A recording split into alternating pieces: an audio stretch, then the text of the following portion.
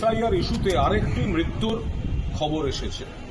অভিযোগ, হাসিনা বেগম 60 বছর বয়স, তিনি এই এসআইআর জনিত চাপ সহ্য করতে না পেরে উদ্বেগে চিন্তায় অসুস্থ হয়ে পড়েন এবং একটি ম্যাসিভ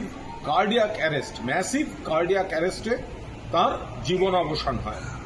অভিযোগ যে তিনি ডানকুনি মিউনিসিপ্যালিটির 13 নম্বর ওয়ার্ডের বাসিন্দা ছিলেন, এখন 20 নম্বর ওয়ার্ডে তার মেয়ের সঙ্গে থাকছিলেন এবং দিন 3-4 আগেই সেখানে একটি বৈঠক হয়, এইসব আলোচনা ছিল। তার পরিবারও বলছেন 2002 সালের যে ভোটার লিস্ট তাতে তার নাম কোনো কারণে ছিল না। তারপর থেকেই তিনি মানসিক চাপ, উদ্বেগে ছিলেন। তিনি এখানকার বাসিন্দা, দীর্ঘদিনের বাসিন্দা, সপরিবারের বাসিন্দা, কিন্তু এই চাপটা তিনি নিতে পারেননি, বারবার অসুস্থ হয়ে যাচ্ছিলেন, চাপজনিত অসুস্থ।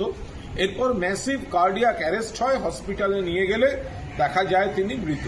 ফলে এই এসআইআর যে প্যানিক বিজেপি তৈরি করেছে, অর্থাৎ ধরে বার করে দেব, নাম কেটে দেব, বাংলাদেশে পাঠিয়ে দেব, এই চাপটা সাধারণ মানুষ আতঙ্কিত হয়ে যাচ্ছেন।